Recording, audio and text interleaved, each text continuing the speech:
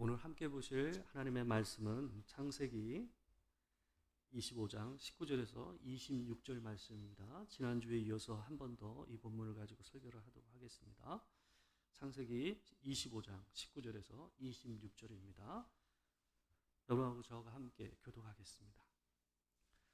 아브라함의 아들 이삭의 족보는 이러하니라. 아브라함이 이삭을 낳았고 이삭은 40세에 리브가를 맞이하여 아내를 삼았으니 리브가는 밧다라람의 아람 족속 중 부딜의 딸이요 아람 족속 중 라반의 루이였더라. 이삭이 그의 아내가 임신하지 못함으로 그를 위하여 여호와께 간구하매 여호와께서 그의 간구를 들으셨으므로 그의 아내 리브가가 임신하였더니 그 아들들이 그의 태 속에서 서로 싸우는지라. 그가 이르되 이럴 경우에는 내가 어찌할꼬 하고 가서 여호와께 묻자온대 여호와께서 그에게 이르시되 두 국민이 내 태중에 있구나. 두 민족이 내 복중에서부터 나누이리라. 이 족속이 저 족속보다 강하겠고 큰 자가 어린 자를 섬기리라 하셨더라. 그 해산 기한이 찬즉 태에 쌍둥이가 있었는데 먼저 나온 자는 붉고 전신이 털옷 같아서 이름을 에서라 하였고 후에 나온 아우는 손으로 에서의 발꿈치를 잡았으므로 그 이름을 야곱이라 하였으며 리브가가 그들을 낳을 때에 이삭이 60세였더라. 아멘. 오늘 창세기 25장 19절에서 26절 말씀을 가지고 하나님의 편의 구원이라는 제목으로 하나님의 말씀을 전하도록 하겠습니다. 여러분, 이 편애라는 것은 어느 한 사람이나 어느 한 쪽만을 유달리 사랑하는 것을 가르쳐서 편애라고 얘기를 합니다. 여러분, 부모로서 자식을 키우면서도 유난히 마음에 가는 이 아이들이 있다고 합니다. 저는 아이를 한 명 키우다 보니까 그걸 정확히 모르는데 되게 얘기를 들어보면 아빠하고 은근히 더 친한 자식이 있고 또 엄마하고 관계가 더 깊은 자식들이 있는 경우들이 있더라고요. 그래서 유난히 그 아이들에게 더 마음이 간다는 소리를 제가 많이 들었던 것 같아요. 그로 인해서 본의 아니게 이 편애가 나오는 경우들이 있어서 자식들 안에 그것이 큰 상처로 남아 또 형제들 안에서 이것이 문제가 되는 경우들도 왕왕 보곤 합니다. 여러분, 누군가를 더 사랑하는 것이 편애라면 여러분, 하나님도 편애를 좀 하시는 것 같아요. 물론 인간이 하는 그런 잘못된 마음에서 나온 것은 아니지만 하나님은 분명히 누군가를 더 사랑하는 것이 분명히 있으십니다. 하나님의 편애는 어떤 성향을 띠냐 하면 모든 사람들이 사랑받을 만한 게 없어요. 누구에게도 사랑받을 만한 요소가 없음에도 불구하고 하나님께서는 몇몇 사람이라도 구원하시기 위해서 그 몇몇 사람들을 특별하게 사랑하시는 모습들을 오늘 성경 가운데서 볼 수가 있습니다. 단지 그것은 어떤 그 사람의 어떠함에서 나오는 것이 아니라 하나님의 은혜에서 출발한 편애다라고 표현할 수 있을 것 같습니다. 여러분, 우리가 지난주에도 이 본문을 가지고 같이 이제 살펴봤는데 그때는 기도라는 관점에서 우리가 이 본문을 봤고요. 오늘은 이 편애, 하나님의 구원이라는 측면에서 편애라는 것이 어떤 의미를 가지고 있는가 하는 것들을 우리가 좀 생각해 보려고 합니다. 여러분, 호사다마라는 말이 있습니다. 호사다마라는 말은 좋은 일이 있으면 반드시 함께 나쁜 일이 온다라는 말이 호사다마라는 말인데요. 온전히 좋은 일은 없다라는 의미가 담겨져 있습니다. 그 말이 딱 들어맞는 상황이 오늘 본문의 상황입니다. 결혼 20년 만에 아이를 가졌어요. 우리가 지난주에 봤지 않습니까? 그 기쁨을 뭐라 말할 수 있겠습니까? 오늘날처럼 아이를 낳지 않고 그냥 우리 둘만 행복하게 살자라고 얘기하는 이런 딩크족이 있는 이런 시대라고 한다면 그게 큰 기쁨이라고 따로 얘기할 바가 덜 하겠지만 이 아이를 낳는 것이 여자의 도리요 그 사람에게 있어서 그 존재를 알려주는 시대가 있었단 말이에요. 우리나라도 그런 시대가 있지 않았습니까? 그때의 여인에게 있어서 아들을 낳는다라는 문제는 굉장히 큰 문제였다라는 것을 여러분도 알고 저도 압니다. 여러분, 고대 시대에 속하였던 리브가는 이 문제가 훨씬 더 큰 문제였습니다. 한나가 그랬고 사라가 그랬습니다. 여러분, 사라가 이삭을 낳기까지, 그리고 한나가 사무엘을 낳기까지 얼마나 큰 고통과 아픔을 겪었습니까? 그런데 20년 만에 이 리브가가 임신을 하게 된 거예요. 그 기쁨은 말로 표현할 수가 없죠. 그런데 임신 후 리브가가 큰 고통을 느끼기 시작합니다. 태중에 말로 닿을 수 없는 고통이 있었던 거예요. 아이를 가졌는데 이상하게 남들이 호소하지 않는 고통을 이 여자가 느끼게 됐던 겁니다. 22절을 보게 되면 그 상황을 이렇게 표현하고 있습니다. 22절을 보게 되면 그 상황을 그 아들들이 그의 태 속에서 서로 싸우는지라 라고 표현하고 있어요. 여러분, 이삭이나 리브가가 이 태중에 쌍둥이가 있었다는 걸 알았겠습니까? 모르죠. 근데 이 태중에서 일반적인 임신에 대한 상식이 있었을 거 아니에요. 근데 그런 상식에 벗어나는 일들이 자기 태중에서 일어난다는 걸 리브가가 느낀 거예요. 그리고 그것이 실질적인 어떤 고통으로 다가왔던 것 같아요. 그리고 이 어렵게 얻은 아이가 못 낳을 수도 있겠다라는 걱정이 엄습한 거예요. 왜냐하면 전혀 이상한 생각지 못했던 고통과 상황이 반복되니까요. 아이를 낳지 못할 수도 있겠다라는 걱정이 이 사람들을 둘러 엎었던 것 같습니다. 여러분, 이 내용을 갖다 보게 되면 여기서 아들들이 싸웠다, 태중에서 싸웠다라는 말이 나오는데요. 여기에 나오는 이 히브리어로서 이 싸웠다라는 표현은 아주 강한 의미를 담고 있는 표현입니다. 강렬한 싸움을 표현할 때 쓰는 단어가 여기에 쓰인 단어입니다. 그래서 얼마나 이 뱃속에서 일어났던 이 다툼과 이 태동이 격정적이었는지를 알려주는 겁니다. 그래서 어떤 이 사람들은 이 부분을 어떻게까지 이 주석을 하냐면 이 태가 찢어지는 듯한 아픔을 느꼈을 것이다라고 한 주석가는 표현을 하고 있더라고요. 그래서 그만큼 이 리브가가 느꼈던 물리적인 심리적인 고통은 굉장했던 것 같습니다. 그래서 22절 뒷부분을 보게 되면 이 여인이 뭐라고 스스로 고백을 하냐면 이렇게 고백을 합니다. 그가 이르되 이럴 경우에는 내가 어찌할꼬. 근데 여러분, 이 표현을요 좀 원어에 가깝게 정확하게 더 번역을 잘하는 데가 쉬운 성경과 이 NIV 성경입니다.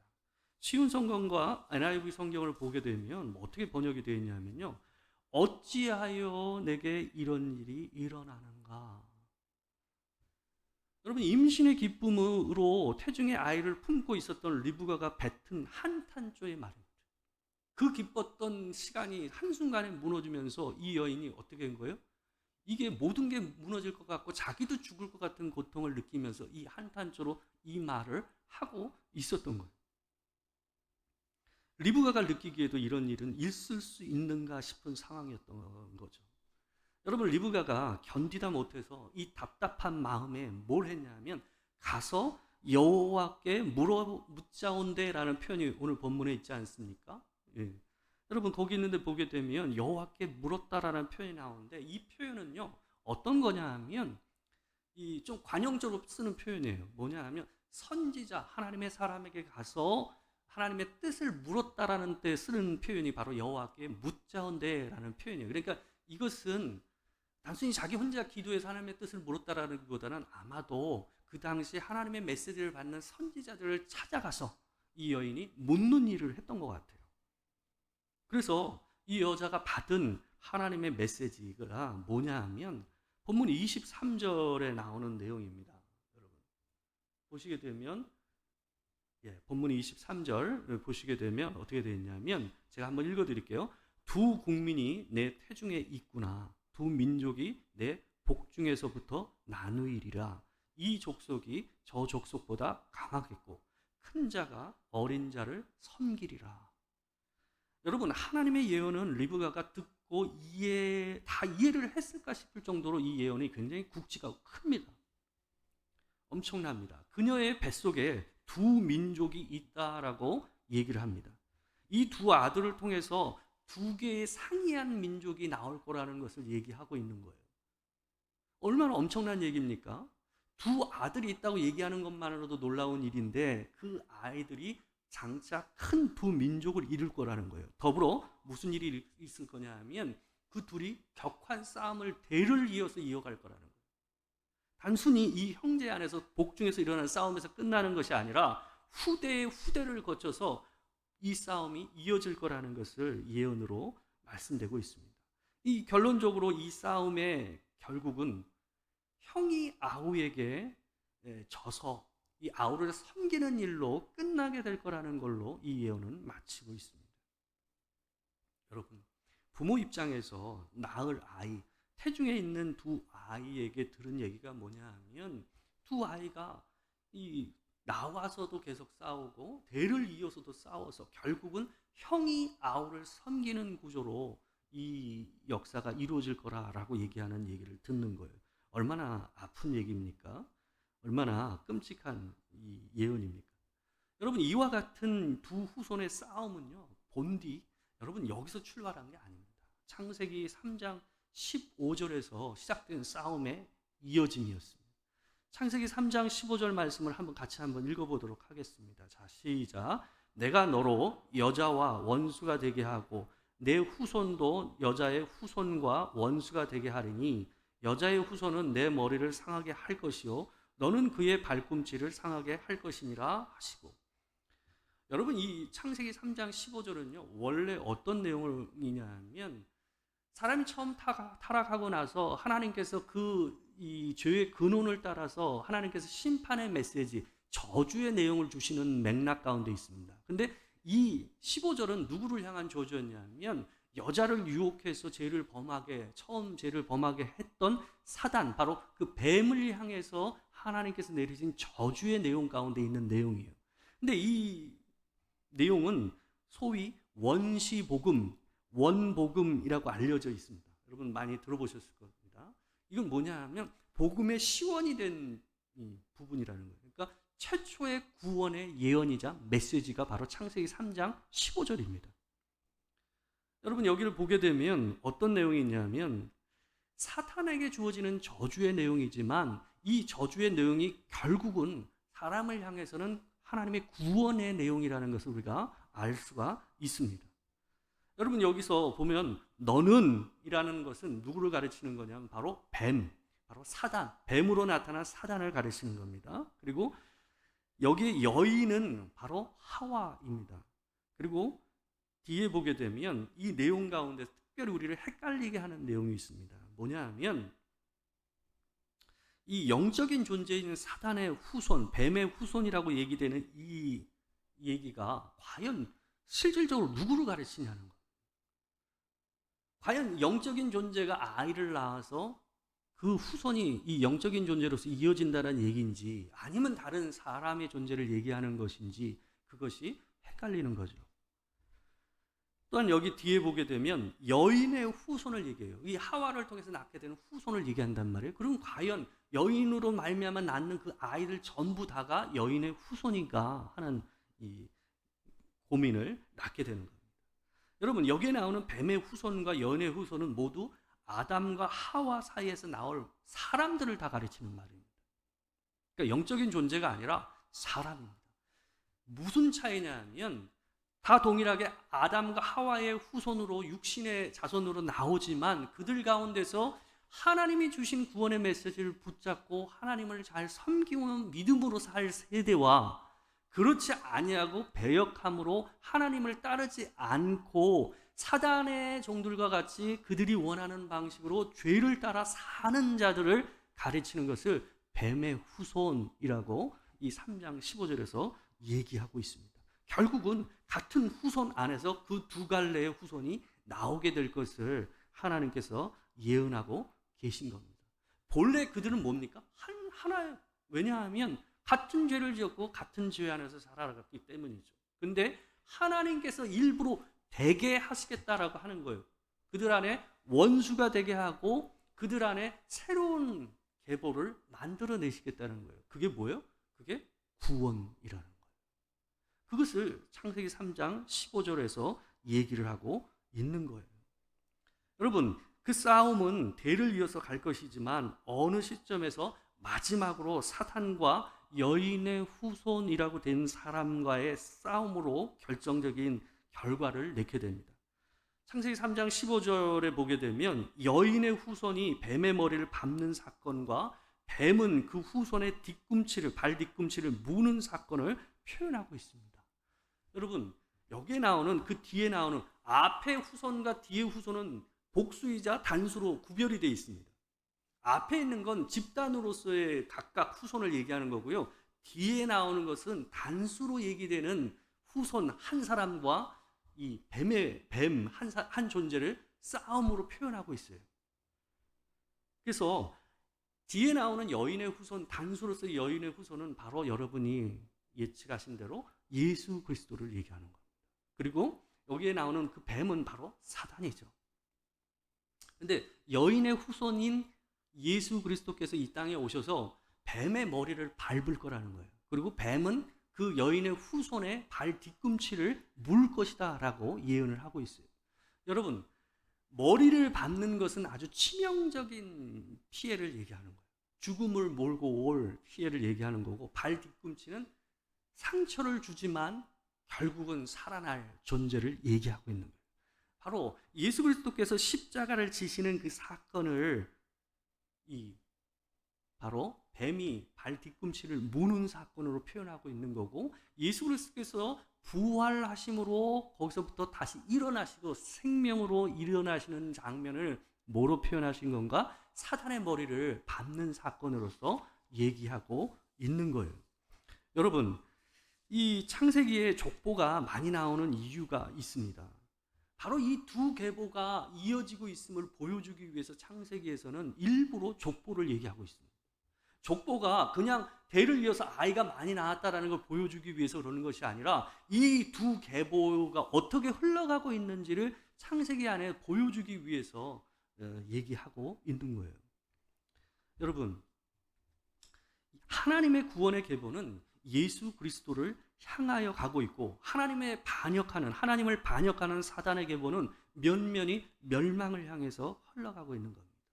여러분, 이 계보가 처음 밖으로 이 수면 위로 드러나는 것이 어느 때냐면 바로 가인과 아벨 사건입니다. 가인과 아벨 가운데서 살인 사건이 나서 가인이 아벨을 죽이잖아요. 그죠? 그럼으로써 아벨이 여인의 후손의 계보에 있었던 사람이고, 가인이 바로 이 뱀의 후손의 계보에 이어지는 계보라는 것을 알게 됩니다. 이 일을 통해서 큰 상처를 입죠. 그러고 나서 가인과 아담과 하와가 다시 아이를 갖게 됩니다. 근데 그 아이를 낳고 그 아이의 이름을 장면이 있는데요. 그게 뭐냐면 그 아이의 이름을 셋이라고 합니다. 셋. 여러분, 이 셋이라는 표현이 어떤 의미인지를 창세기 4장 25절에서 26절 말씀을 통해서 우리 같이 한번 보도록 하겠습니다. 같이 한번 읽겠습니다. 자, 시작.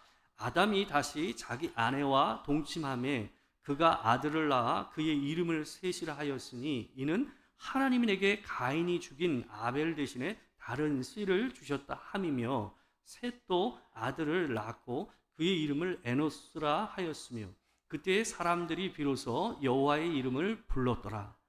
여러분, 셋이라는 말은 후손이라는 말이에요. 여러분, 가인이 아벨을 죽임으로써 하나님 앞에서 이들이 기대하며 살았던 그 후손의 계보가 어떻게 했어요? 죽었어요.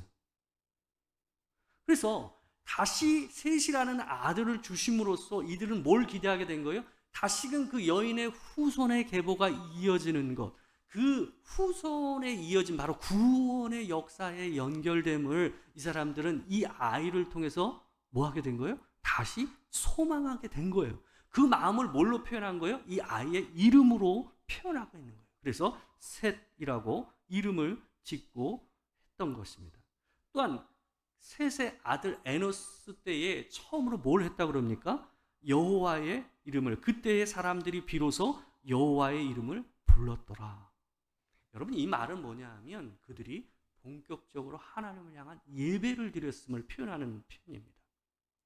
여러분, 이 계보가 바로 하나님의 계보요, 아담의 진정한 계보라는 것을 이 표현을 통해서 보여주고 있는 겁니다. 여러분,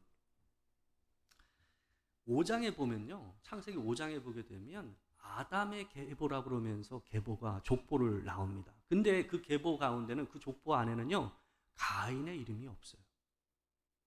아벨의 이름도 없어요. 누구의 이름만 있어요? 셋을 통해서 계보가 이어져요. 그러니까 여러분, 그 말은 뭐냐 하면, 이 창세기에 나오는 족보의 목적 자체가 모든 자식들의 이름을 넣은, 우리가 지금 현재 생각하는 그런 족보가 아니라는 것을 거기서 보여주는 겁니다. 그 족보는 구원의 계보가 어떻게 이어졌는가 하는 것을 보여주는 데 목적이 있었다라는 거예요. 가인의 족보는요, 창세기 4장 16절 이하에 나와요. 따로 별도로 계보를 보여줘요. 바로 뱀의 후손의 족보로서 성경은 그것을 보여주고 있는 겁니다.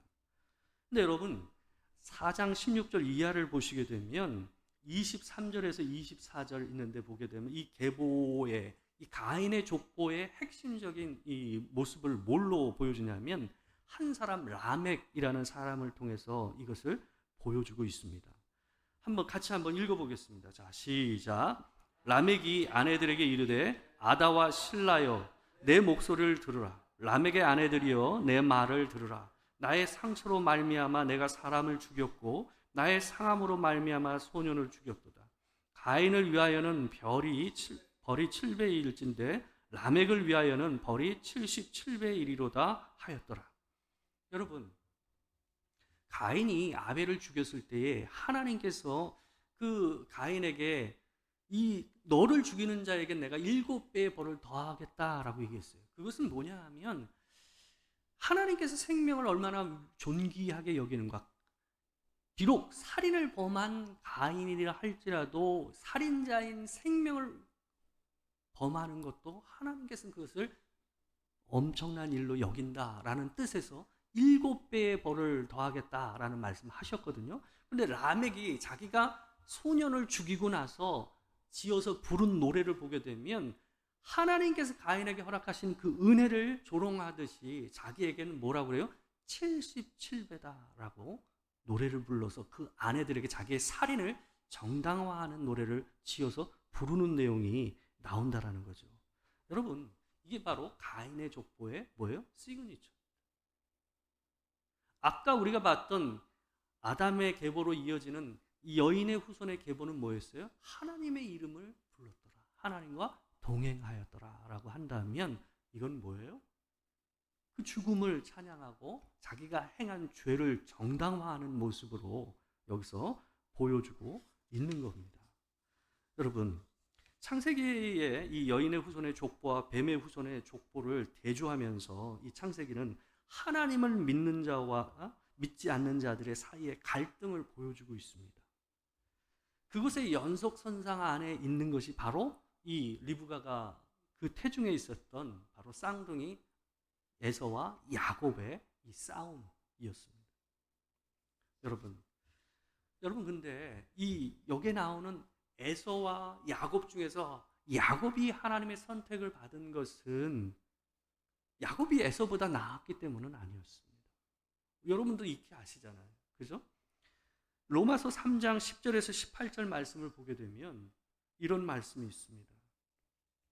제가 한번 읽어드릴 테니까 한번 보십시오. 로마서 3장 10절에서 18절 말씀입니다. 기록된 바 의인은 없나니 하나도 없으며 깨닫는 자도 없고 하나님을 찾는 자도 없고 다 치우쳐 함께 무익하게 되고 선을 행하는 자는 없나니 하나도 없도다. 그들의 목구멍은 열린 무덤이요 그 혀로는 속임을 일삼으며 그 입술에는 독사의 독이 있고 그 입에는 저주와 악독이 가득하고 그 발은 피 흘리는데 빠른지라. 파멸과 고생이 그 길에 있어 평강의 길을 알지 못하였고 그들의 눈앞에는 하나님을 두려워함이 없느니라. 그들의 눈앞에 하나님을 두려워함이 없느니라 함과 같으니라. 여러분, 모든 사람은 하나님을 두려워하지 않습니다. 하나님을 두려워하는 마음이 우리 안에 있다는 것은 여러분과 제가 구원받은 존재라는, 하나님의 백성이라는 아주 중요한 징조입니다. 사인입니다. 그거는 그냥 생기는 게 아니에요. 여러분, 여기 보게 되면요, 이 18절 이런 데 보면 아주 특별한 표현이 있습니다. 뭐라고 얘기하냐면 그들의 눈 앞에 하나님이 계셔도 하나님을 두려워하지 않는다. 우리 눈앞에 하나님이 있어도 하나님을 두려워하지 않는 자들이 바로 사람이다라고 로마서는 규정을 하고 있습니다. 여러분, 이 얘기는 모든 사람에게 해당되는 거예요. 여러분과 제게도 다 해당되는 거예요. 여러분, 인간은 그만큼 악과 죄를 범하는 것을 즐겨하고 거기에 익숙하고 그 일을 하기를 정말 발이 빠르게 행하는 자들이 바로 여러분과 저라는 거예요. 여러분, 그럼에도 하나님은 모두 동일하게 배역한 인간 중에서도 몇몇을 구원하고자 하십니다. 그래서 하나님은 로마서 9장 10절과 14절 말씀과 같은 일을 하십니다. 우리 같이 한번 이 구절을 한번 읽어보도록 하겠습니다. 잘 새기면서 한번 읽어보겠습니다. 자, 시작. 그뿐 아니라 또한 리브가가 우리 조상 이삭 한 사람으로 말미암아 임신하였는데 그 자식들이 아직 나지도 아니하고 무슨 선이나 악을 행하지 아니한 때에 택하심을 따라 되는 하나님의 뜻이 행위로 말미암지 않고 오직 부르시는 이로 말미암아 서게 하려 하사 리브가에게 이르시되 큰 자가 어린 자를 섬기리라 하셨나니 기록된 바 내가 야곱은 사랑하고 에서는 미워하였다 하심과 같으니라. 그런즉 우리가 무슨 말을 하리요? 하나님께 불의가 있느냐? 그럴 수 없느니라. 여러분, 하나님은 자식을 낳기도 전에 선이나 악을 행하기도 전에 에서가 아닌 야곱을 택하셨다라고 얘기합니다. 왜 그 말씀을 하셨고 왜 그런 일을 하셨는가? 그건 우리에게 보여주시기 위함입니다. 하나님의 뜻이 우리의 행위로 말미암지 않고, 여기서 하나님의 뜻이라는 것은 우리를 구원하시고자 하는 그 뜻을 얘기하는 거예요. 하나님의 구원이 행위로 말미암지 않고 오직 부르시는 이로 말미암아 된다라는 것을 보여주기 위함으로 이런 일을 하시고 이런 말씀을 우리에게 주시는 겁니다. 여러분, 사람은 하나님 앞에서 나를 사랑해 주셔야 합니다. 하나님은 마땅히 저를 구원해 주셔야 합니다라고 얘기할 게 없습니다. 여러분, 그러나 사람은 저를 봐도 그렇듯이 사람은요, 사람과 함께 사는 그 순간 서로를 비교합니다. 내가 비교하려고 노력해서 비교를 하는 것이 아니라 살면서 자연스럽게 어때요? 내가 어떤 행동을 하는 그 순간 같은 행위의 공간 안에 있는 사람과 자연스럽게 사람을 어때요? 비교를 합니다. 어떤 면에서는 인생을 살아가는 그 순간이 내가 착각하게 만드는 순간인지 몰라요. 왜요? 내가 저 사람보다 낫게 사는 것 같거든. 내가 저 사람보다 이 부분에서는 좋은 사람인 것처럼 보이거든요. 이게요, 노력해서 나오는 게 아니에요. 삶의 공간과 시간 안에 우리가 살아가고 내가 그 일을 하면 자연스럽게 어떻게 됩니까? 그렇게 사라져요. 여러분, 그래서 하나님께서 에서와 야곱이 태어나서 그 행동을 하기 이전에 뭘 한 거예요? 바로 선택을 하시는 모습을 보여주시고 사람들에게 그런 얘기를 하신 거예요. 내가 에서는 미워하였고 야곱은 사랑하였다 라고 얘기하시는 거예요. 여러분과 저를 향하신 하나님의 구원의 사랑이 어느 것 하나 우리의 행동과 우리의 삶의 어떠함에서 나오는 게 단 하나도 없다라는 것을 하나님께서 이 본문을 통해서 우리에게 말씀하고 계시다라는 겁니다. 여러분, 근데 제가 삶을 살아보니까요, 살아보면 사는 그 시간 안에 그런 마음이 들어요. 시시각각 그런 생각이 들어요. 내가 그래도 저 사람보다 어떤 면에서 낫지 하는 생각이 순간순간 들 때가 있어요. 그게 사람인 것 같아요. 그래서 그 장구한 세월 동안 인종차별이라는 것이 여전히 너무나도 분명하게 온 세상에 남아있지 않은가 하는 생각을 해보게 됩니다. 여러분, 그래서 하나님의 은혜를 말하면서도 늘 내가 사랑받은 이유를 찾는 것이 우리 자신입니다. 여러분, 하나님은 우리가 태어나기도 전에 우리가 다른 사람과 비교할 어떤 행동을 하기도 전에 이미 선택하심으로 우리의 자랑을 막으셨다는 것을 항상 기억하십시오. 여러분, 우리가 선택받은 자인지 아닌지를 다른 사람을 보고 확인할 길은 없습니다. 어떻게 그걸 알 수 있겠어요? 우리는 알 수가 없죠. 그런데 여러분, 우리는 그렇게 하나님의 은혜로 미리 선택을 받아서 구원받은 자라는 것을 항상 기억하고 살아가야 합니다. 우리의 행위는 하나님의 이런 놀라운 편애를 받은 자로서 마땅한 예배이자 증거로서 행위는 드러나야 합니다. 우리 삶의 모든 행위와 우리의 모든 모습은 내가 온전히 선택을 받았고 그분의 은혜로 구원받았다라는 것을 새기면 새길수록 그 행위 하나하나가 뭐가 되는 거예요? 예배가 되는 거예요. 왜요? 내가 은혜로 구원받았다라는 것을 표현하는 것이 삶의 행위가 되기 때문에 그렇습니다. 여러분, 사람의 편에는요, 이유가 있어요. 사람의 편에는요, 이유가 있어요. 그러나 하나님의 편에는 이유가 없어요. 여러분, 그래서 하나님의 편에는 불의가 아니고 은혜입니다. 오직 그 이유가 그분 안에 있기 때문에 그래요. 우리 안에 있지 않고 그분 안에 우리를 향한 사랑하심의 이유가 있는 줄 믿으시기 바랍니다.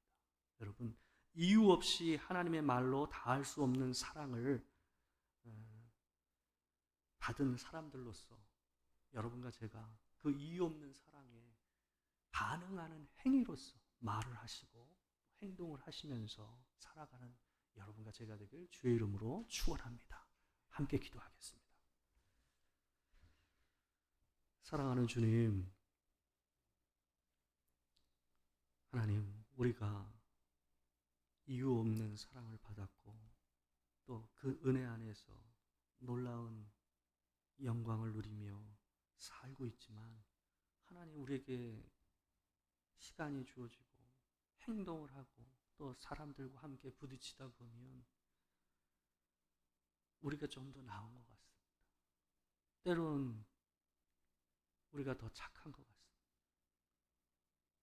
하나님, 우리의 연약함을 불쌍히 여겨주시고 하나님, 우리가 늘 야곱을 먼저 사랑하시고 그를 선택하심으로 하나님의 사랑과 그분의 구원의 은혜를 드러내신 것을 기억함으로 하나님, 우리가 사는 시간과 공간 안에서 우리의 행위가 하나님 앞에 예배가 될 수 있도록 하나님 도와 주시옵소서. 주님을 올려드리는 일이 될 수 있도록 하나님 도와 주시옵소서. 주께서 우리 가운데 그 은혜로 함께 하시기를 소망하옵고 지금은 우리 주 예수 그리스도의 은혜와 아버지 하나님의 크신 사랑과 성령의 교통하심이 진실로 은혜로 오직 은혜로 구원받은 인생임을 나의 언어와 나의 행위로 온전히 드러내며 예비하기를 원하는 모든 도토리교회 성도들과 이 자리에 함께한 성도들 가운데 지금으로부터 영원토록 함께 하시기를 축원하옵나이다.